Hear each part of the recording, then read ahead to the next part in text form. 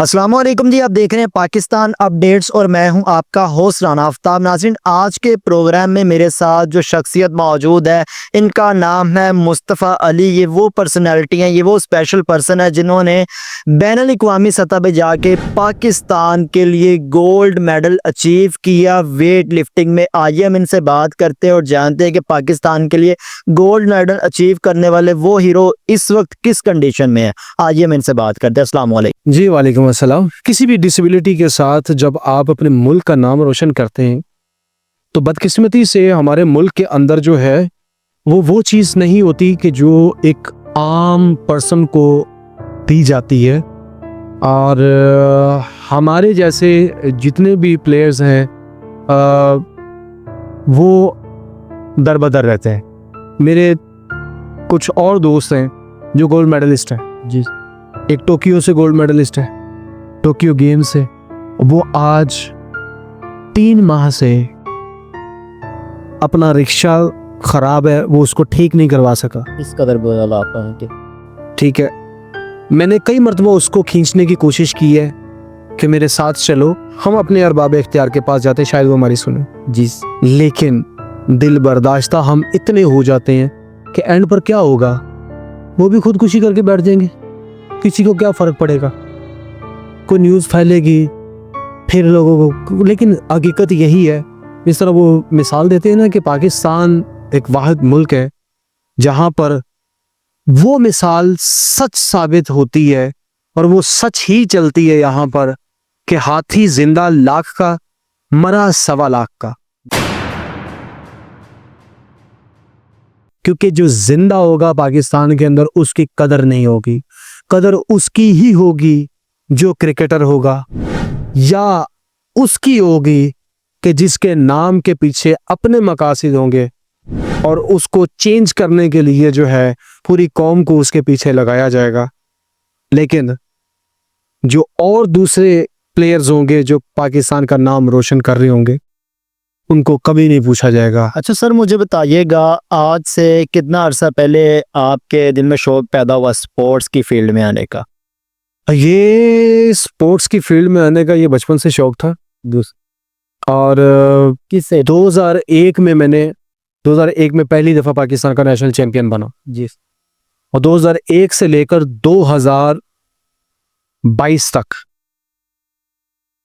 20 साल पाकिस्तान का national champion continuously बना जी। और इसके अंदर अल्हम्दुलिल्लाह पाकिस्तान को 3 मरतबा गोल्ड भी दिलवा चुका हूँ। अच्छा, स्टार्टअप से लेके पाकिस्तान को गोल्ड मेडल जितवाने तक का सफर वो मैं चाह रहा हूँ थोड़ा सा शेयर करें हमारे साथ। बहुत मुश्किल और लेकिन वो क्या कहते हैं कि जहाँ पर कुछ सख्ती होती है ना, इम्तिहान जब सख्त होता है तो साथ में अल्लाह पाक ने कुछ हेल्पर भी दिए होते हैं अपने बंदे को, तो उनकी वजह से आपको अपने मामलात के अंदर आगे बढ़ने में थोड़ी सी सहूलत मुयस्सर रहती है।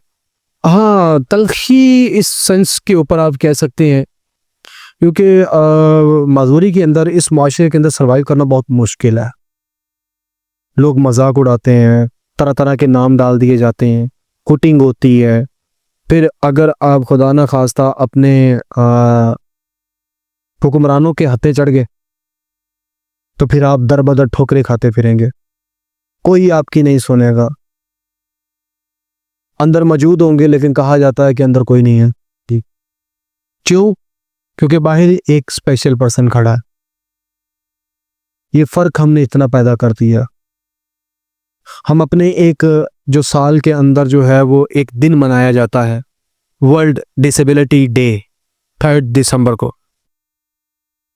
तब कैमरास ऑन होते हैं, स्पेशल पर्सन्स को स्टेज पे बुलाया जाता है, बैठाया जाता है, उनको ये बोला जाता है आप हमारे सर का ताज हैं, फ़ख्र है, बुला बुला बुला सब कुछ। लेकिन जब कैमरा लाइट ऑफ होगी वो कुछ भी नहीं, उसके बाद पूछा नहीं जाता कभी भी नहीं। अच्छा सर, मुझे बताइएगा, आप 3 बार पाकिस्तान का नाम रोशन कर चुके हैं और जब आपने फर्स्ट टाइम बैनुल अक़वामी सतह पे जाके वेट लिफ्टिंग का मुकाबला किया तब आपने कितना वजन उठाया? मैंने 148 kg वेट उठाया था। और उस वक्त आपकी कितनी एज थी? 16 साल। 16 साल की एज में सर इतना ज्यादा वजन उठाया आपने, मैं नहीं उठा सकता। तो सर आपने कैसे किया? ये बस रब ताला की तरफ से था और अपनी मेहनत थी। मैंने 2 टाइम जो है वो 4 से 5 घंटे की ट्रेनिंग करता था, सुबह भी शाम को भी। उस दौरान किन किन मुश्किलात को फेस करना पड़ता था आपको, और अभी भी कर रहे हैं? मुश्किलात बहुत आती थी, तबीयत बिगड़ जाती थी, लेग्स के अंदर पेन स्टार्ट हो जाती थी। तो इस तरह करके फिर सबसे बड़ा होता था कि यार किसी तर्ज के ऊपर कोई देखे ना, कोई मजाक ना उड़ाए। तो वो बहुत एक मतलब कि अब तो यहाँ तक हम बन चुके हैं, जब से होश संभाला है, होश आई है, अल्लाह ने शऊर दिया है। और फिर जब से ये पढ़ा है कि अल्लाह ने हर एक को बहुत खूबसूरत पैदा किया है, तो फिर तो अब को टेंशन ही, को देखे ना देखे भाड़ने जाए। ये जो मजदूरी है आपको, ये बचपन से थी या बाद में कोई हादसा पेश आया? हाँ नहीं, मैं 8 साल का था जब मुझे पोलियो अटैक हुआ है, और उससे पहले मैं बिल्कुल अल्हम्दुलिल्लाह ठीक था। मैं भागता था और अपना मतलब कि टाइम गुजारता था, हर चीज़ की मतलब कि पहचान होती थी, देखता था। 8 साल की एक मेजर एज हो जाती है। 20 साल का अरसा आपने इस फील्ड को दिया, और इस फील्ड ने आपको क्या दिया? इस फील्ड ने जो सबसे बढ़कर जो चीज़ है, जो मैं समझता हूँ, मैं जो आप पूछना चाह रहे हैं मैं उसकी तरफ भी आता हूँ, लेकिन जो इस फील्ड ने मुझे दिया वो इज्जत दी जी, वो मुकाम दिया कि आज मैं आपके सामने बैठा हूँ। लेकिन अगर आपका सवाल ये है कि इस फील्ड ने मेरा पेट पाला है जी, मेरी फैमिली को पाला है, आपको सपोर्ट किया? बिल्कुल नहीं किया। वो क्यों नहीं किया, मैं आपको एक रियलिटी बता दूं। अगर किसी को प्राइम मिनिस्टर अवार्ड दिया जाता है ना, मैं किसी और की बात कर रहा हूँ, नॉर्मल पर्सन की बात कर रहा हूँ, तो उसको उसके साथ बहुत कुछ चीज़ों से नवाजा जाता है, उसकी माली मावनत की भी की जाती है। आपको पता है कि मुझे जब प्राइम मिनिस्टर अवार्ड मिला था तो मेरी माली मावनत कितनी हुई थी? जी सर, पाइए। 10,000 रुपया। आज से कितना टाइम पहले? ये 2008 की बात है। मेरे पास आज भी पार्लियामेंट हाउस की, प्राइम मिनिस्टर हाउस की वो प्रेस रिलीज पड़ी हुई है। मैं हवा में बात नहीं कर रहा, मैं उसका एविडेंस दे सकता हूँ। अगर कोई अरबाब इख्तियार ये कहे कि आप कैसे ये कह सकते हैं कि आपकी माली मावनत जो है वो प्राइम मिनिस्टर रिवॉर्ड के साथ 10,000 रुपया, तो मेरे पास वो प्रेस रिलीज पड़ी हुई है उस डेट के, वो आप डिटेल निकलवा लें, वो 10,000 ही है बीच में जी। अच्छा सर, मुझे बताइएगा, माली मुआवनत भी नहीं की गई, इसके बावजूद आपने सरवाइव किया, किस तरह से कर रहे हैं? माली मावनत को छोड़े, आप आज तक मुझे कोई नौकरी नहीं दे सका। बहुत स्पेशल लोगों को आप सपोर्ट कर रहे हैं, कैसे? एक वो कहते हैं ना कि अच्छों के साथ लौ लगा ले, मालिक खुद ब खुद अच्छा करता जाता है। मैं थक हार गया था कि मुझे इनके से भूल जाता है इंसान।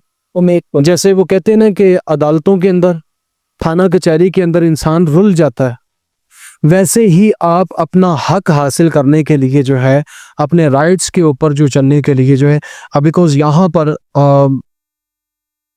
वो वही बात आ जाती है कि जब तक कोई मरता नहीं है तब तक कोई सुनता नहीं है। पाकिस्तान का खिलाड़ी एक स्पोर्ट्स मिनिस्टर को राब्ता करता है, उसके दफ्तर में जाता है, और भाई उसका तो पीए नहीं मान,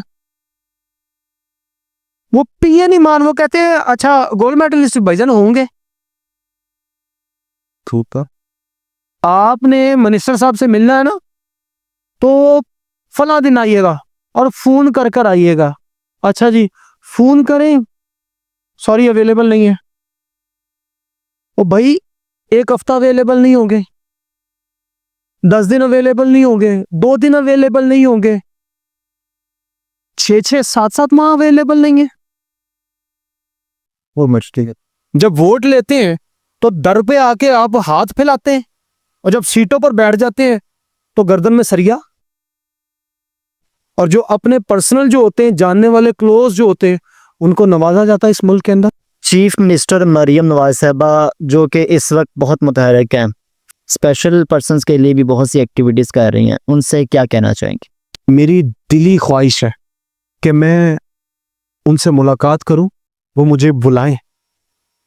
मैं पाकिस्तान के लिए उनको एक प्रेजेंटेशन देना चाहता हूं जो एक पाकिस्तान के लिए गेम चेंजिंग प्रोग्राम साबित होगी।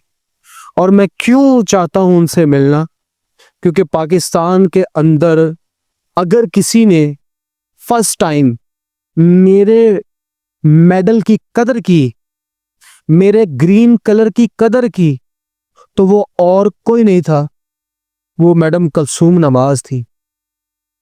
जो मैं रोड पे गुजर रहा था, मेहर बुखारी साहिबा का प्रोग्राम से उठकर जा रहा था, तो वो उनका प्रोटोकॉल आ रहा था, तो उन्होंने गाड़ियां स्पेशल आगे खड़ी करके बैक आई हैं और मैं डर गया।